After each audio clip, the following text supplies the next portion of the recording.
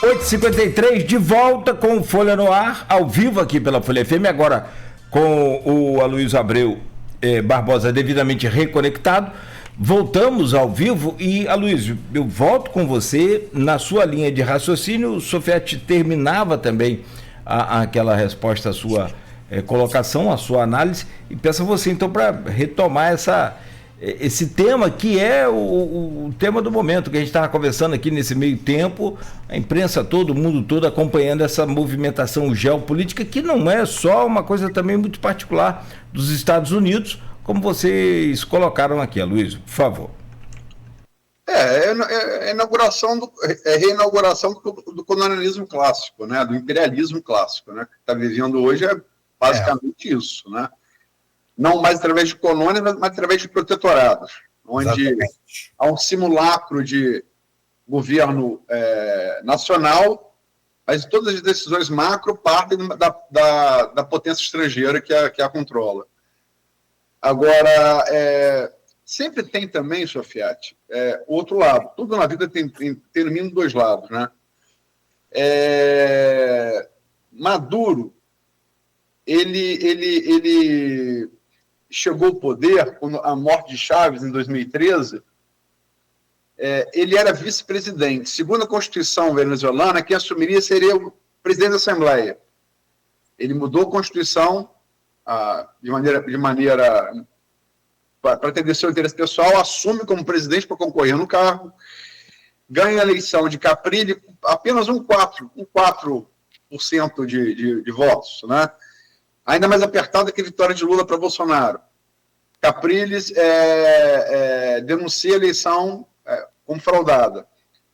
Na eleição seguinte, a presidente, a coisa é feita de tal maneira que a oposição se recusa a disputar a eleição.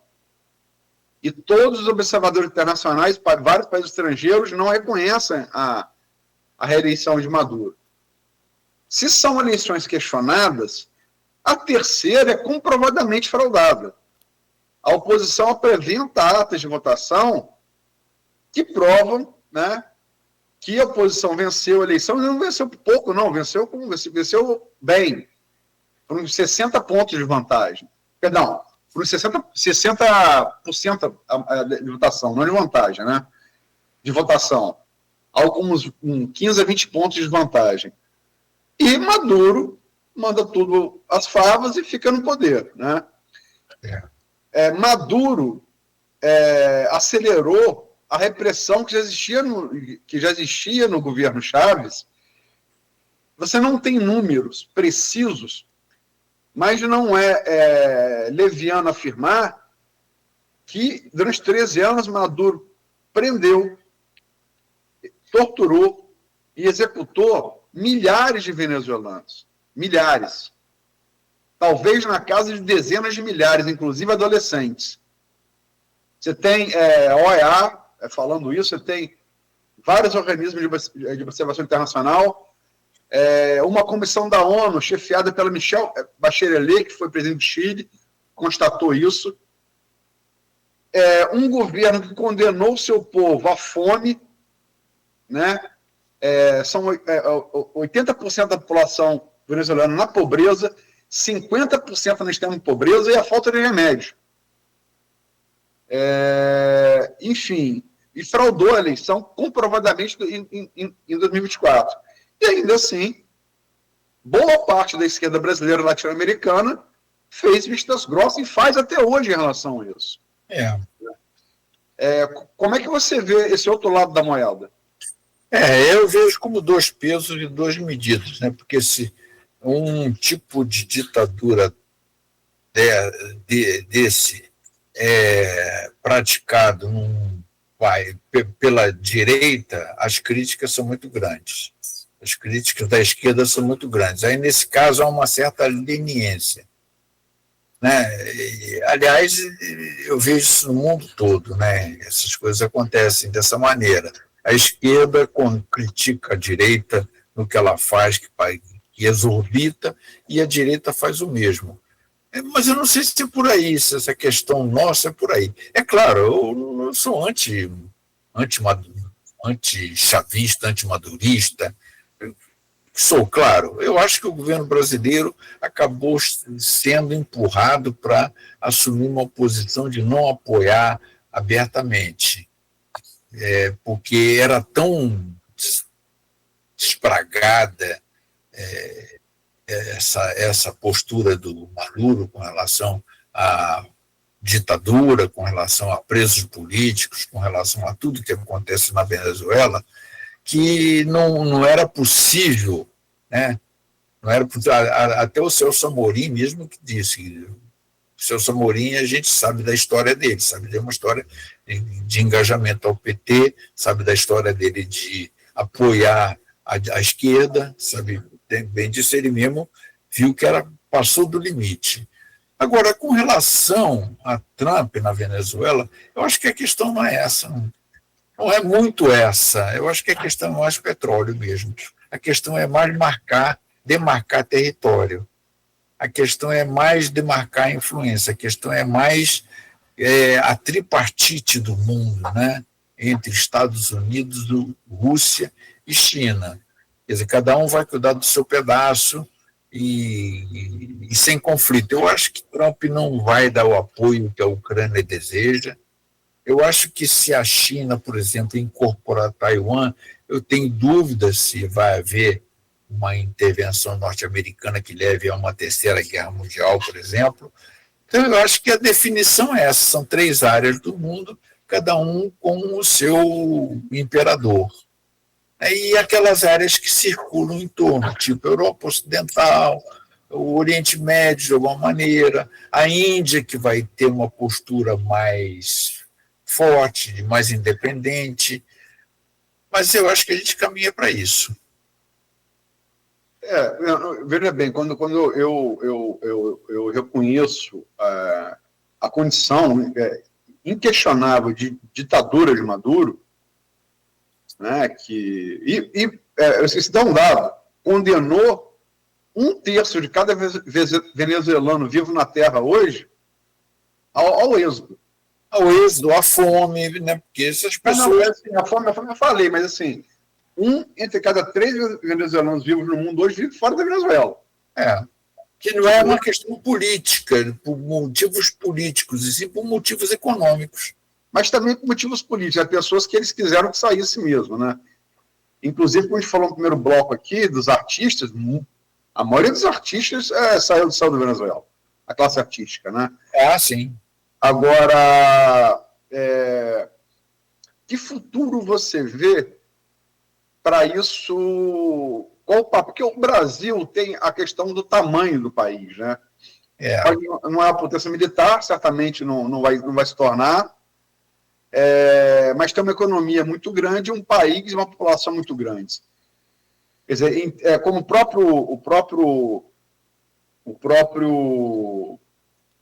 me fiz o nome dele agora, o Chomsky já falou, já comparou, se eles, Estados Unidos, são colosso do norte, nós somos colosso do sul.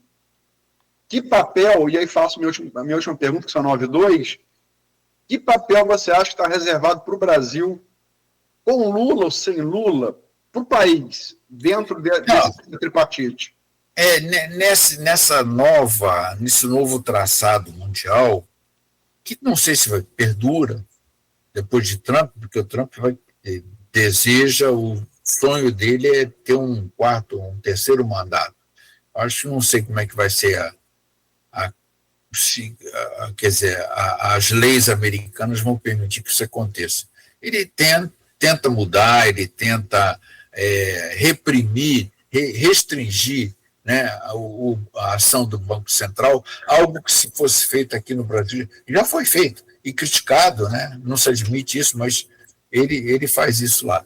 Eu entendo que o Brasil é grande demais para entrar num esquema de colônia protetorado de forma integral. Eu acho que não é isso, nem com Lula, nem sem Lula. Que é um país muito grande, que tem uma economia já muito grande, que tem uma abertura agora para o mercado europeu. Então, me parece que isso é bastante difícil. Para os países menores, eu não sei. Eu acho que isso não vai ser possível também para a Colômbia, não vai ser possível para o Chile, pelo menos. Os outros, de uma certa maneira, já estão seguindo a cartilha do Trump, né? Argentina, Paraguai, Peru. Então, eu acho que é resistência. Aliás, isso sempre aconteceu em termos de constituição de império. Sempre há resistência. A gente não pode subestimar o peso do acaso, o peso do erro, né? Isso sempre acontece na história, né? Tem sempre acontecido de fatores aleatórios acabarem intervindo no processo e mostrarem que as coisas não são como a gente deseja que sejam. Muito bem, 9h04 da manhã. Eu só tinha uma pergunta a fazer, a gente acabou alongando aqui, mas pelo menos rapidamente, o Sofiati. No dia 6 de janeiro de 2021, se eu estiver errado, você me ajuda aí, Luiz, por favor. Houve aquela invasão ao Capitólio. Não é golpe, não foi nada disso. E a Folia de Reis no Brasil. Justo. Exato. E aí, que remete a gente depois daquele triste 8 de janeiro aqui também. Mas o que eu queria te perguntar é sobre os riscos da democracia americana, uma das mais antigas, talvez mais sólidas, por conta exatamente dessa lei que você falou. Nos Estados Unidos não é permitido o terceiro mandato de presidente da República, mesmo que este terceiro não seja os 3 consecutivos, como é o caso do Trump. Ele já teve um, falhou, agora está tendo outro, não pode ter um terceiro, diferentemente do Brasil. Lula pode ter mais um. Tá. Não sendo consecutivo, pode ter 2. 2, exato. Não, agora alternado pode. Lá não pode. Lá não pode. Lá não nem pode. Alternado, nem consecutivo. E aí eu te pergunto, quais são, ou qual o risco que a democracia corre se ele não conseguir mudar essa lei? Há tentativa de mudar a lei. Olha, eu acho que a democracia norte-americana não é mais o que foi. Com o Trump, ela está desrespeitando muitos limites em relação ao ao legislativo, né, no caso do parlamento, em relação à justiça. Eu acho que passa do limite em relação aos governadores, porque existe a tradição muito antiga, de 200 anos, de autonomia dos estados. Na verdade, Estados Unidos nasceram com essa concepção.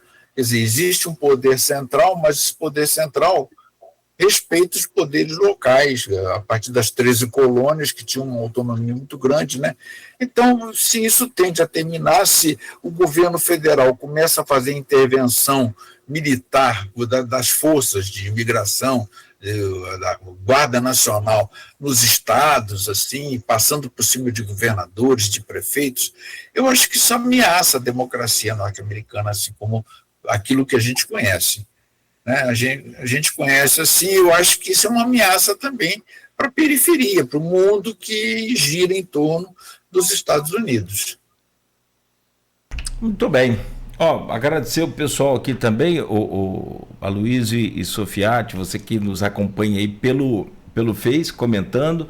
A gente agradece, não deu tempo hoje a gente ler aqui nada, foi no corre-corre, mas a gente agradece a si mesmo. E também Maurício, inclusive Batista, colocou aqui que avisar os desinformados que o prêmio, o Globo de Ouro, não é da Globo, é um prêmio internacional. Sim. Meu pai. Sofiati, então deixa eu chamar você aqui, começar por você, agradecendo para a gente fechar esse programa de hoje, né, desejar aí um ano novo de muita paz e saúde, e que a gente possa estar aqui por mais algumas boas vezes, trazendo sempre esse bom debate que você traz, essa luz aí do seu conhecimento, do conhecimento que você tem sobre esses assuntos e esses temas todos que a gente propõe aqui sempre. Obrigado, amigo, por hoje e sempre. Da minha parte, eu quero continuar sempre participando da vida, de um modo geral, do município, da vida pública, Eu não tenho cargo público, mas da vida pública eu posso participar. Não sei até quando, porque eu estou beirando 79 anos, eu já me sinto um pouco diferente, já comentei isso com a Luísa, o envelhecimento é algo inexorável e cruel, e impiedoso, né? Eu estou planejando talvez a minha última grande viagem para esse ano, porque eu sei que em breve eu não vou poder mais fazer isso.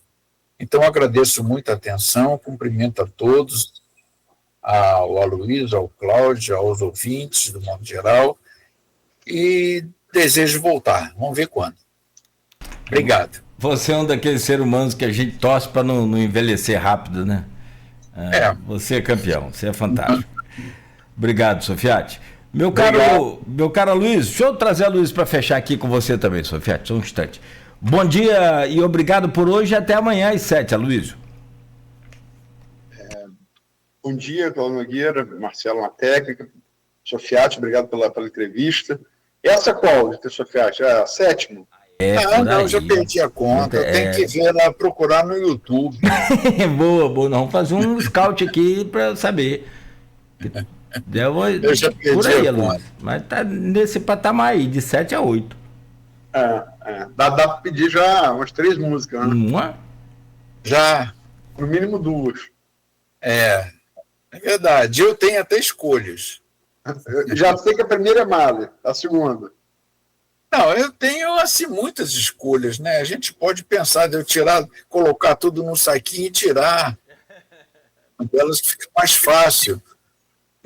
Mahler, Stravinsky, bota uma popular para ficar mais... Monte Verde, François Couperin, Bach, muita coisa. E chorinho. Eu gosto muito. Agradecer, a gente debateu os 2 assuntos importantes, né, que foi o factual, 2 assuntos factuais, na verdade, né? A premiação do Agente Secreto, né, e no Globo de Ouro, a expectativa agora para o Oscar, tem um BAFTA também, e a questão da geopolítica da América do Sul e do mundo, né? Geopolítica do mundo é a redundância, né? Após esses eventos aí, o que parece ser, né, a reinauguração, não a inauguração de uma nova ordem mundial, mas a reinauguração de uma velha ordem, né, já bem conhecida. Com uma roupagem assim, nova, mas o corpo é o mesmo, no fundo. E que não trouxe o mundo a bom termo, né? E por isso mesmo caiu. Então, nada indica que vai ser diferente agora. Enfim, desde os assírios, que foi a primeira nação, acho que imperialista, assim, mas histórico, de se impor violentamente sobre o poderio militar, sobre os assírios, uma civilização ali do Oriente Médio. Turquia, ali e tal, parte da Turquia e Oriente Médio, né? Que não vingou, nenhuma vinga, né? Quem se impõe força uma hora. Pode falar, Sofiati. Não vinga, isso eu estou confirmando que você está falando, não vinga. Por mais longevo que esteja um império, ele não vinga. A esse propósito, eu anuncio aqui a última leitura que eu fiz, de leitura recente, né? Não sei se está aparecendo aí. Introdução ao acadiano. Não entendi nada. Acadiano é a primeira língua internacional do mundo. Do rei verdade. Sargento. Vai ser o que o grego se torna depois. É verdade. Do mundo, da Mesopotâmia. Mas, enfim, desejar que as coisas possam ser contemporizadas, mas, assim, realmente, como Sofiati, eu tenho muito pouca esperança que a curto prazo isso vai mudar. Também. E, assim, essa que vocês falaram das 3 eleições do presidente,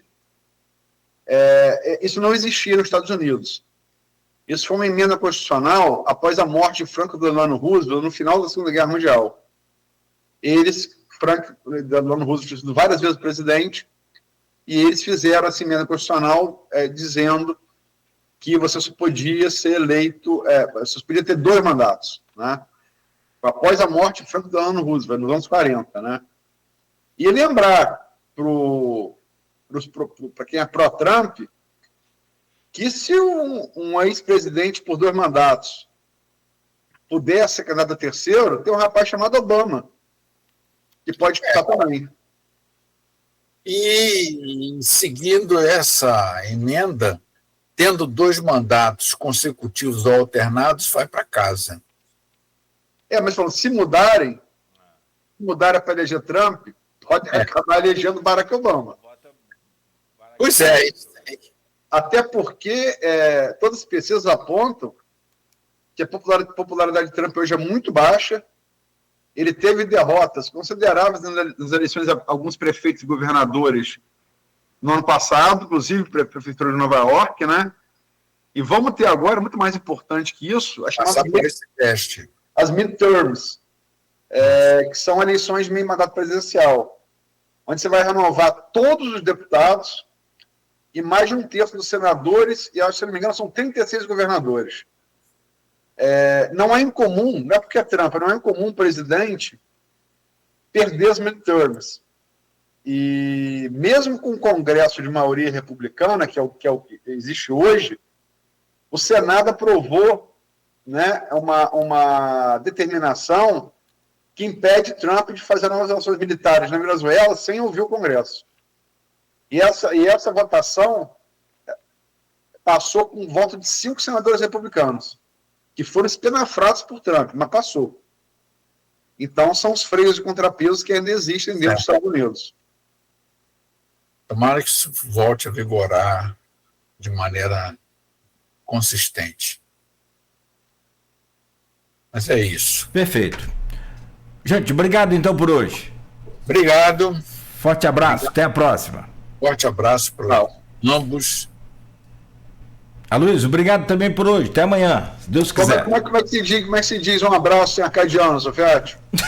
Olha, rapaz, eu não entendi nada. Eu só sei que se por um é rainha e se por é rei. E eu tenho certeza que Marduk deve ser um deus, mas enfim, o resto também eu não... É um deus. Legal. Muito bom. Gente, fechamos, hein? Forte abraço. Obrigado aí a todos. Valeu. Saindo, hein? Valeu. São 9h16. Amanhã, bem cedo, Jornal Folha da Manhã nas bancas, hein? E nas casas dos assinantes. Se você não é assinante, pode acessar o portal Folha 1. Lá tem um local para você fazer a sua assinatura e receber aí em sua casa todas as edições impressas do Jornal Folha da Manhã. Fechamos por hoje, a gente volta amanhã no oferecimento de Proteus, Unimed Campos, Laboratório Plínio Bacelar, Vacina Plínio Bacelar e também de Radmed Diagnósticos por Imagem.